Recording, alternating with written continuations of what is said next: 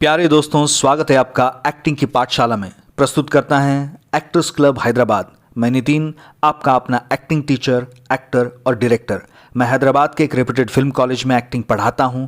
आप अगर सचमुच एक्टर बनना चाहते हैं तो इस वीडियो को अच्छे से देखें और हर एक बात को समझ लें। मैं एक्टिंग के अलग अलग पहलुओं पर बात करूंगा। वीडियो के अंत में मैं आपको एक बहुत ही दिलचस्प एक्टिंग की एक्सरसाइज करने के लिए कहूंगा जो आप घर पर ही कर सकते हैं। अगर आपको हिंदी समझ में नहीं आती तो एक क्लास अंग्रेजी में भी उपलब्ध है, जिसकी लिंक मैं आपको डिस्क्रिप्शन बॉक्स में शेयर करूंगा। कृपया चैनल को सब्सक्राइब करें और वीडियो को लाइक करें और बेल आइकन दबाएं ताकि आपको आने वाले क्लासेस का नोटिफिकेशंस मिल सके। आज बात करेंगे अभिनय के प्रकारों की या अंगों की। नाट्यशास्त्र में अभिनय के 4 अंग बताए गए हैं: आंगिक, वाचिक, आहारी और सात्विक। दुनिया भर के एक्टिंग स्कूल्स में एक्टिंग को 3 मुख्य विभागों में विभाजित करके पढ़ाया जाता है: body movement, voice and speech, psychological aspects of acting. ये सब अभिनय प्रकार मिलकर एक परिपूर्ण कला का अनुभव देते हैं, पर इनमें से कुछ अंग अपने आप में एक परिपूर्ण कला या अभिनय के रूप में स्वीकार किए जाते हैं, जैसे mime, dance, physical theatre, radio plays, narrations, anchoring, story telling, costume parades. चलिए बात करते हैं आंगिक अभिनय या बॉडी मूवमेंट की। आंगिक अभिनय का अर्थ सिर्फ बॉडी मूवमेंट तक सीमित नहीं है। आंगिक अभिनय में body language, body movement, stage business, mime, dance, stage fight, film fight, ये सब आते हैं। बॉडी लैंग्वेज यानी नॉन वर्बल कम्युनिकेशन। अभिनेता अपनी body language, postures, gestures, mannerisms और गेट से अभिव्यक्त करता है। पॉस्चर यानी आपकी बॉडी या स्पाइन का शेप, जेस्चर्स यानी आपकी बातों के साथ आपके शरीर की होने वाली हरकतें जो आपकी बात की गहराई, स्पष्टता और आघात को दर्शाती है, या फिर आपके शरीर की ऐसी हरकतें जो अपने आप में कुछ अर्थ व्यक्त करती हैं, जैसे थम्स अप यानी गुड लक। मैनरिज्म्स यानी आपके शरीर की कुछ आदतन हालचालें। गेट का मतलब है आपके चलने का स्टाइल। बॉडी लैंग्वेज किसी भी किरदार की फिजिकल पर्सनालिटी को दर्शाती है, और अगर कोई काल्पनिक किरदार आप कर रहे हैं तो उसकी back story, education, occupation, socio economic status, age, habits आदि चीज़ों से उसकी बॉडी लैंग्वेज का अंदाज़ा लगाया जा सकता है। जैसे एक देहाती की बॉडी लैंग्वेज किसी शहरी से अलग होती है, उन दोनों के चलने, खड़े रहने और जेस्चर्स में बहुत फर्क होगा। बॉडी लैंग्वेज किसी किरदार की पसंद नापसंद, मूड, इमोशनल और मेंटल स्टेट को दर्शाती है। जैसे आप किसी के घर जाते हो तो दरवाजे पर ही आपको पता चलता है कि आपके आने से वो खुश नहीं है। असली ज़िंदगी में हमारा बहुत सा कम्युनिकेशन बिना बोले ही हो जाता है। आपके फेशियल एक्सप्रेशंस, बॉडी लैंग्वेज और आपके पहनावे से जो आप कहते हो वो आपकी बातों से कई ज़्यादा विश्वसनीय और असरदार होता है। जैसे आप चाहते हो कि आपको जॉब मिले और आप इंटरव्यू में सही तरह के कपड़े पहनकर जाते हो, अदब और आत्मविश्वास से पेश आते हो, तो आपका अच्छा इंप्रेशन बनता है। लेकिन अगर आप हाथों में सिगरेट लेकर या शराब पीकर इंटरव्यू को जाते हो तो और टेबल पर पैर फैलाकर बैठ जाते हो, तो आपको पता है आपका क्या इंप्रेशन बनेगा। अब हम बात करेंगे फिजिकल एक्सप्रेशन की। हमारे भाव या इमोशंस सिर्फ चेहरे से नहीं बल्कि पूरे शरीर से व्यक्त किए जाते हैं। जैसे आपको गुस्सा आने पर आपकी आंखें बड़ी हो जाती हैं, चेहरा लाल हो जाता है और साथ ही साथ आपकी आर्म्स टाइट हो जाती है, आपका सीना तन जाता है, आपकी सांस तेज हो जाती है, आपके पेट की मसल्स टाइट हो जाती हैं, आपका पूरा शरीर आक्रामक हो जाता है। या फिर आप अगर मायूस हैं तो चेहरा तो लटका हुआ है ही, पर साथ में आपके कंधे झुक जाते हैं, गर्दन झुक जाती है, आपकी काम करने की गति बहुत ही धीमी हो जाती है। यही आपका फिजिकल एक्सप्रेशन है। Stage walk. स्टेज पर चलने के कुछ नियम हैं। ये सिर्फ इसलिए बनाए गए हैं कि आप अपने सहकलाकार के साथ मिलकर जो नाटक कर रहे हैं उसका एक अच्छा सा नाट्यानुभव दर्शकों को मिल सके। अगर आप आपके दर्शकों की तरफ पीठ करके अभिनय करेंगे तो आपके चेहरे के हाव भाव वो देख नहीं पाएंगे, और साथ ही आपकी आवाज़ भी उन तक ठीक से नहीं पहुंचेगी। ये भी याद रहे कि अलग अलग तरह के स्टेजेस पर चलने के तरीके भी अलग अलग होते हैं। प्रोसिनियम स्टेज पर दर्शक आपको एक रेक्टेंगुलर फ्रेम से देख रहे हैं, थ्रस्ट स्टेज पर दर्शक 3 साइड से देख रहे हैं, और एरिना या थिएटर इन राउंड में दर्शक कलाकारों को चारों तरफ से देख रहे हैं। कैमरे के सामने एक्टिंग करते समय अभिनेता को दूसरी चीज़ों का ख्याल रखना चाहिए, जैसे फ्रेम का साइज़ कितना है, डेप्थ ऑफ फील्ड कितना है, कैमरे का मूवमेंट कैसे होने वाला है, कहाँ तक लाइट किया गया है, आपको कैमरे के मूवमेंट के साथ चलने, उठने और बैठने की प्रैक्टिस भी करनी चाहिए। अब हम बात करेंगे वाचिक अभिनय यानी वॉइस एंड स्पीच की। अगर आपको अपनी आवाज़ की रेंज बढ़ानी है तो आपको पिच, टिम्बर, वॉल्यूम क्या है यह अच्छे से समझने होगा। साथ ही रेजोनेंस क्या है और इसका इस्तेमाल करके आप अपनी आवाज़ में कैसे बदलाव ला सकते हैं यह भी समझना होगा। आपने देखा होगा मिमिक्री आर्टिस्ट और डबिंग आर्टिस्ट कैसे अलग अलग आवाज़ों में बात करते हैं। बहुत ही गहरी, लंबी और शांत तरीके से ली जाने वाली सांस आपकी आवाज़ को ताकत देती है। मूड, इमोशन या सबटेक्स्ट के साथ आवाज़ में क्या परिवर्तन होते हैं इसका भी अभिनेता को अभ्यास करना चाहिए। अब बात करते हैं स्पीच और डिक्शन की। आप किसी भी भाषा की कोई भी डायलेक्ट या एक्सेंट में बात कर सकते हैं, पर ज़रूरी है कि आपके शब्द स्पष्टता से सुनाई दें, वरना आपके सुनने वालों को समझ में ही नहीं आएगा कि आप क्या कह रहे हैं। वर्ण या सिलेबल्स बोली भाषा का सबसे छोटा यूनिट है। सबसे पहले इनके सही उच्चारण आप सीख लें, उसके बाद आप उनका शब्दों और वाक्यों में इस्तेमाल करें। अगर आप व्याकरण के नियमों का सही से इस्तेमाल करके पढ़ रहे हैं तो लोगों को आपका कहना और अच्छे से समझ में आता है। यानी पूर्ण विराम और अर्धविराम पर अलग तरह का पॉज लिया जाता है। प्रश्न पूछते हो तो क्या अंत में स्वर ऊपर जाता है? ये सब जानना उतना ही ज़रूरी है। इससे आपके संवाद लोगों को आसानी से समझ आएंगे। भाषा पर आपकी अच्छी पकड़ होने से आपका अभिनय सहज भी लगता है। जिस भी भाषा में आप बतौर एक्टर काम करना चाहते हैं उसकी आप कम से कम 4-5 डायलेक्ट सीख लें। डायलेक्ट मतलब कोई भी बोली भाषा बोलने के स्थानिक तरीके। ये उतना कठिन नहीं है जितना आप समझ रहे हैं। आप में से बहुतों ने किसी का मजाक उड़ाने के लिए उसकी बोली भाषा की नकल की होगी।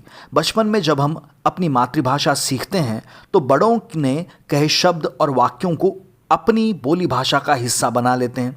इसलिए हमारी एक्सेंट या डायलेक्ट अपने माँ बाप और बाद में दोस्तों जैसी बनती जाती है। पर अगर आपको किसी फिल्म में जब कोई एक्सेंट या डायलेक्ट करनी है, जैसे आप मुंबई के हो और आपसे कहा गया है कि आपको दिल्ली के लड़के का किरदार निभाना है, तो आपको बहुत अच्छे से उस डायलेक्ट को सुनना होगा और उसे एक दिल्ली वाले जैसे बोलना होगा। अगर आप किसी डायलेक्ट कोच की मदद लेंगे तो काम और आसान हो जाएगा।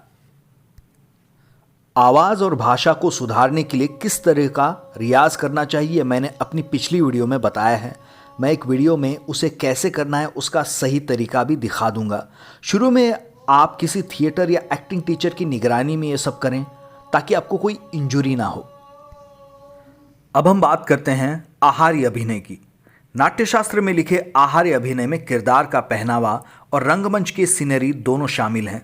पहनावे में एक अभिनेता या अभिनेत्री को एक किरदार का स्वरूप देने के लिए जो costumes, hair do, makeup, jewellery, nail polish या टैटूज और पियर्सिंग्स पहनाए जाते हैं, ये सब आता है।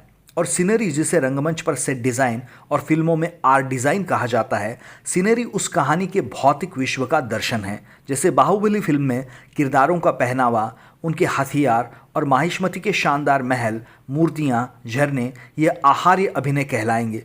किरदार कैसे दिखता है और उसकी दुनिया कैसे दिखती है, इसका दृश्यात्मक अनुभव दर्शकों को देना बहुत आवश्यक होता है, चाहे वो किरदार आजकल का हो, ऐतिहासिक हो या काल्पनिक।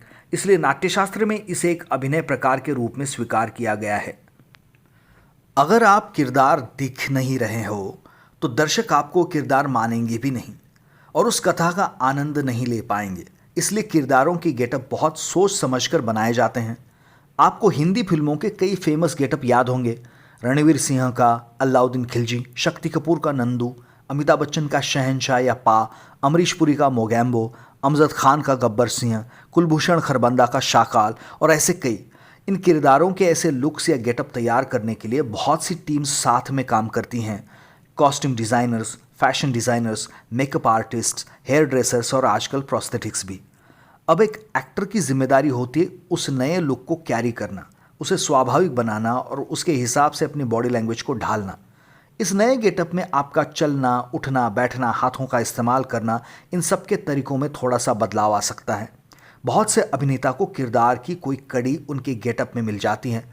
अपने चार्ली चैपलिन के फेमस किरदार टैम्प की कहानी सुनी होगी। हॉलीवुड के एक फिल्म सेट पर उनसे कहा गया कि आपको एक कॉमिक किरदार करना है और आप खुद ही उसका गेटअप और कॉन्सेप्ट सोचें। उनके करियर के वो शुरुआती दिन थे, उन्हें अपने आप को साबित करना था।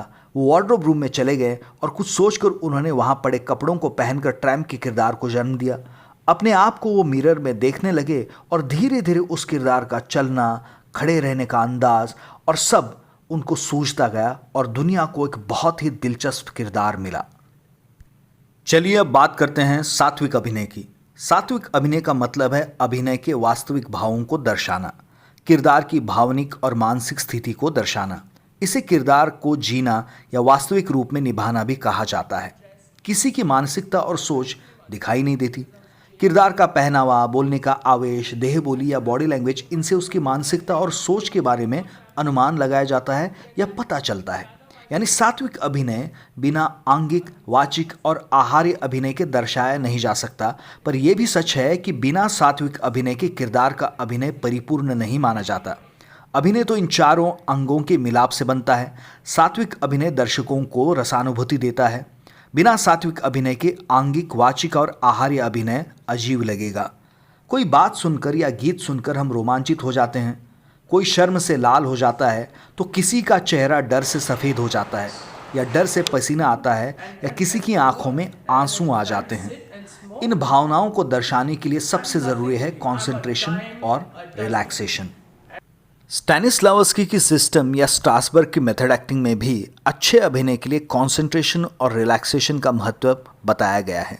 भाव की उत्पत्ति को समझने के लिए कॉज और इफेक्ट के संबंध को जानना ज़रूरी है।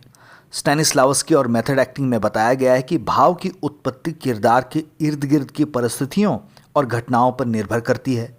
नाट्यशास्त्र में विभाव, भाव और अनुभाव के परस्पर संबंधों द्वारा रसोत्पत्ति के बारे में समझाया गया है और दोनों ही जगह भावनाओं की उत्पत्ति के बारे में लगभग वही कहा गया है। यही नहीं, नाटक में काम करने वाले कलाकार अपना कंसंट्रेशन और रिलैक्सेशन बढ़ाने के लिए उस समय योग और मेडिटेशन का नित्य अभ्यास भी करते थे। अगर आपको अभिनेता बनना है तो आप नाट्यशास्त्र से रस और भाव वाला अध्याय ज़रूर पढ़ें। उसमें भाव की उत्पत्ति के बारे में बहुत ही विस्तार से बताया गया है। नाट्यशास्त्र बहुत सी भारतीय भाषाओं में उपलब्ध है। मैं अंग्रेजी तथा हिंदी अनुवादों की लिंक डिस्क्रिप्शन बॉक्स में शेयर कर रहा हूँ। जैसा मैंने बताया कि अभिनय के दौरान भाव का निर्माण बहुत कठिन होता है और उसके लिए कंसंट्रेशन और रिलैक्सेशन की आवश्यकता होती है। इसलिए योग और मेडिटेशन हर दिन करें। मेथड एक्टिंग में बताई गई सेंस मेमोरी और इमोशनल मेमोरी एक्सरसाइजेस भी सात्विक अभिनय के लिए बहुत उपयोगी होगी। इसके बारे में हम आगे के वीडियोस में बात करेंगे। आज की एक्टिंग एक्सरसाइज। अपने आप को पहले आईने में देखें और अपनी एक तस्वीर निकालें। फिर घर में जो भी कपड़े पड़े हैं वो किसी के भी क्यों ना हो, उनको पहनकर एक अलग और नए किरदार का लुक तैयार करें। ये किरदार आपने कहीं देखा होगा या फिर काल्पनिक भी हो सकता है। सुपर हीरो, एलियन या आपके सपनों में आने वाला कोई अलग प्राणी। उस नए किरदार की तस्वीर निकालें। फिर उस नए किरदार का चलना, उठना, बैठना और बोलना कैसे होगा उसकी खोज करते रहिए। हो सकता है कि आप किसी अनोखे किरदार को जन्म दें। आज के लिए बस इतना ही। चलिए मिलते हैं अगली क्लास में।